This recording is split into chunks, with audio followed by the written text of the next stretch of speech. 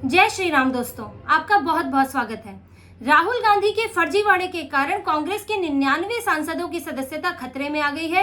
ये लोग अभी संसद में प्रवेश कर भी नहीं पाए थे कि इनकी सदस्यता खत्म होने की नौबत आ चुकी है और इसकी वजह है राहुल गांधी का फर्जीवाड़ा, चुनाव में किया गया झूठा वादा और वोट के बदले नोट देने का दिया गया लालच। राहुल गांधी के इस फर्जीवाड़े को कानूनी चुनौती दी गई है। वोट के बदले नोट देने के इस मामले पर कोर्ट में याचिका डाली गई है। दिल्ली के वकील विभोर आनंद ने ये याचिका डाली है और राष्ट्रपति से भी अनुरोध किया है कि 99 सांसदों के खिलाफ कोई कार्रवाई की जाए, क्योंकि राहुल गांधी ने लोगों से कहा था, कांग्रेस कार्यकर्ताओं ने घर घर जाकर लोगों से कहा था कि आप हमें वोट दीजिए और इसके बदले आपको 8,500 रुपए महीना मिलेंगे और 1 लाख रुपए आपके खाते में आ जाएंगे। ये गारंटी कार्ड इसकी कहानी कहता है कि लोगों को कैसे बेवकूफ बनाया गया और कैसे फ्री बी देकर वोट लेने की कोशिश की गई।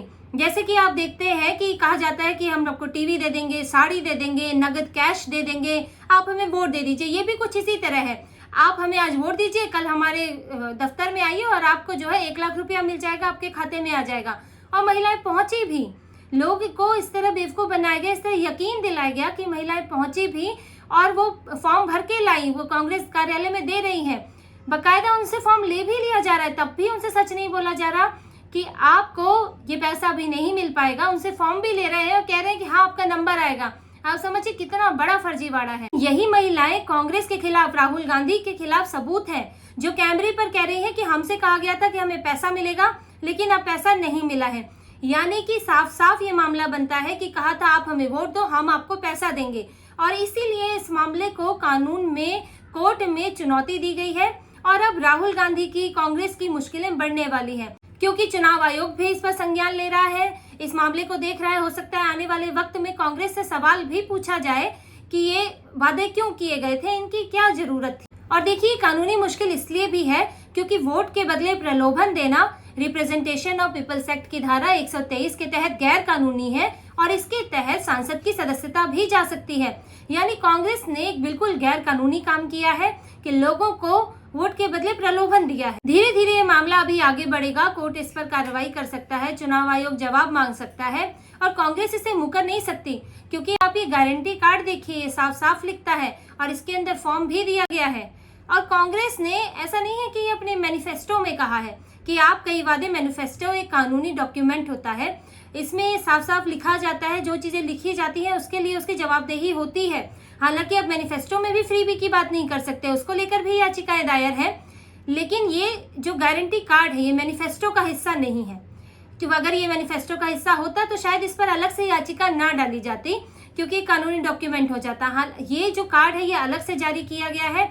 आपने कैश नहीं दिया, आपने इसको नोट के रूप में नहीं दिया, आपने इसे कार्ड के रूप में दिया, लेकिन दिया तो आपने प्रलोभन ही है कि आप वोट देंगे और आपको ये जो 1 लाख रुपया है ये आपको मिल जाएगा। ऐसे मामलों पर कार्रवाई तो होनी ही चाहिए, क्योंकि ये अब चलन बन गया है।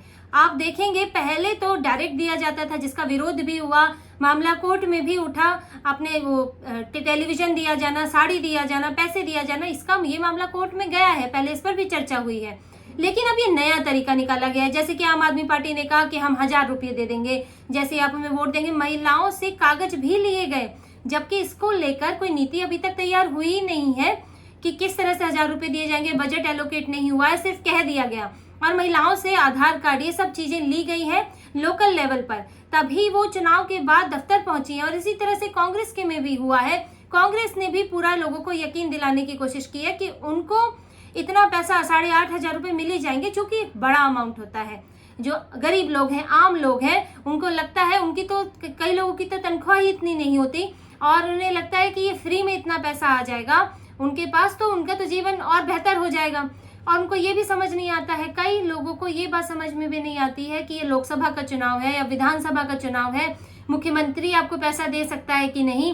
बस उन्हें लगता है कि हाँ फला पार्टी आके कह के गई है, जैसे आम आदमी पार्टी आई है तो केजरीवाल दे ही देंगे, क्योंकि केजरीवाल, उन्हें पता है कि यहाँ के नेता हैं। लेकिन चुनाव तो प्रधानमंत्री का है और केजरीवाल तो प्रधानमंत्री बन नहीं सकते हैं। लेकिन लोगों को ये बात समझ नहीं आती और वो मान लेते हैं कि उनको पैसा मिल जाएगा। लोगों में अभी उतनी जागरूकता नहीं है, वो इन चीजों को उतने अच्छे से समझ नहीं पाते कि इसका नुकसान भी हो सकता है, कि 8,500 रुपये अगर फ्री में किसी के खाते में आएंगे तो उसको काम करने की क्या जरूरत है। वो व्यक्ति तो खाली बैठा रहेगा और पैसा आता रहेगा, तो प्रोडक्शन का क्या होगा, काम कौन करेगा। और इसके कारण सरकारी खजाने पर जो दबाव पड़ता है, लोग उसके बारे में भी नहीं सोच पाते, क्योंकि कोई भी नेता अपनी जेब से पैसा नहीं देता, कोई भी नेता अपनी पार्टी का पैसा इस पर खर्च नहीं करता। अगर करना होता तो ये वादे होते ही नहीं, क्योंकि उनको पार्टी फंड से देना पड़ता, जो वो पैसा दूसरे कामों के लिए इस्तेमाल करते हैं। अपनी प्रॉपर्टी से तो कोई एक पैसा नहीं देना चाहता, तो क्या कहाँ से ये पैसा आता है? ये पैसा होता है हम लोगों का, टैक्स पेयर्स का पैसा, जो किसी और काम में बेहतर तरीके से इस्तेमाल हो पाता, उसको फ्रीबी में इस्तेमाल किया गया और उसके बदले कुछ मिला नहीं।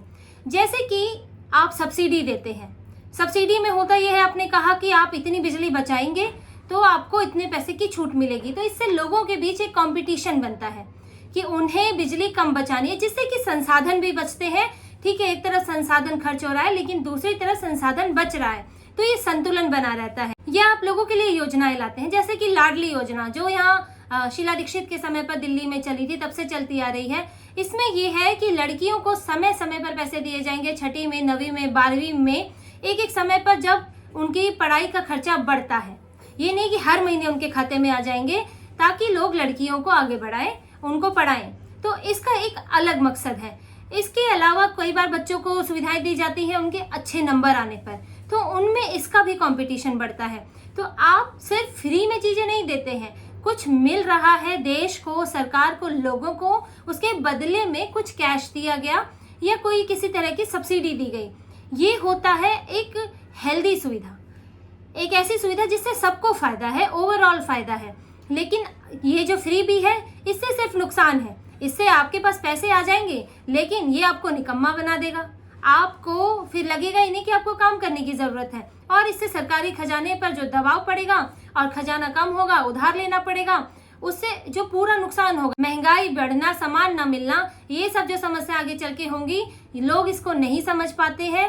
ये इतनी अभी समझ डेवलप लोगों में नहीं हुई है कि वो इतनी दूरदृष्टि से सोच सके, तो ये राजनीतिक पार्टियां इसका फायदा उठाती हैं और उन्हें छोटे छोटे लालच देती हैं, जो उन्हें लगता है कि अभी तुरंत ही पूरा हो जाएगा और उनको से बड़ा फायदा होगा, और इसीलिए लोग इनके झांसे में आते हैं। ये लोग उन्हें जा जाके यकीन दिलाते हैं, लोग इनके झांसे में आते हैं और इन्हें वोट दे देते हैं। अब इसमें होता क्या है कि कुछ लोग, कुछ इनके समर्थक लोग हैं जो इन्हें वोट देते हैं, कुछ ऐसे होते हैं जिनको समझ ही नहीं आ रहा होता है कि क्या करें, तो उनमें से कुछ दे आते हैं। कुछ ये जो प्रलोभन में आ जाते हैं इन लोगों, राजनेताओं के, वो इन्हें वोट दे आते हैं। तो इस तरह से कोई पार्टी जीत जाती है, उसको आसानी में हो जाती है कि प्रलोभन से एक्स्ट्रा जो वोट मिला है उससे जो है वो कुछ वोट आगे बढ़ गया और दूसरी पार्टी से जीत गया। और यही हुआ इस बार कांग्रेस के साथ। जो 99 सांसद आए हैं, उसकी एक बड़ी वजह ये भी है कि लोगों को प्रलोभन मिला, उन्होंने वो ज्यादा इनको समझ नहीं पाए, उन्हें पता ही नहीं चला कि अब जैसे देखिए दिल्ली में कांग्रेस और आम आदमी पार्टी साथ में चुनाव लड़ रहे थे, या दिल्ली में जाके प्रलोभन अगर कोई देगा तो उसको पता ही नहीं कि किसकी सरकार आएगी, कौन जीतेगा, कौन हारेगा, कौन बोल रहा है कि कांग्रेस ये वादा कर रही है लेकिन वहां से कैंडिडेट तो आम आदमी पार्टी का खड़ा हुआ है, और आप जाके वोट दे आते हैं, तो कौन आपको पैसे देगा? क्योंकि आज तो आम आदमी पार्टी और कांग्रेस अलग हो गए हैं। तो आम आदमी पार्टी का जो सांसद होगा, अगर वो, वैसे तो वो जीते ही नहीं है, लेकिन अगर जीतता तो वो तो कहता हमने तो वादा किया ही नहीं था, वादा तो कांग्रेस ने किया था, अब तो हम अलग हो गए हैं। तो लोगों को वो पैसे देगा कौन? इसलिए इस चीज पर तो रोक लगनी ही चाहिए, इस पर तो स्वतः संज्ञान ही होना चाहिए था। लेकिन फिर भी अब इस पर याचिका डली है।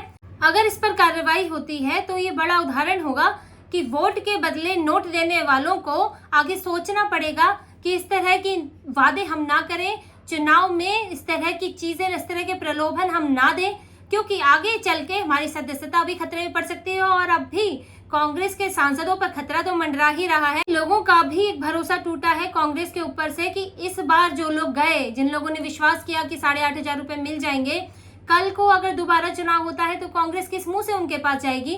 क्योंकि राहुल गांधी ने उस गारंटी कार्ड में कहीं नहीं लिखा है कि अगर वो पीएम बने, अगर कांग्रेस की सरकार बनी तो उन्हें पैसा मिलेगा। बस ये लिखा है आप वोट दे दें, आपको ये मिल जाएगा।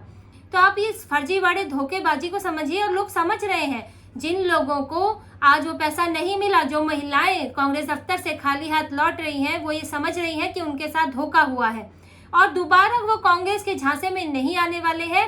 राहुल गांधी ने एक बार तो झूठ बोलकर किसी तरह से 99 तक संख्या पहुंचा दी, लेकिन अगली बार वही लोग इस झूठ की सजा कांग्रेस को देने वाले हैं। तो इसी तरह की खबरें और विश्लेषण हम आपके लिए लाते रहेंगे। हमसे जुड़े रहिए, प्लीज सब्सक्राइब कीजिए, प्लीज सहयोग कीजिए।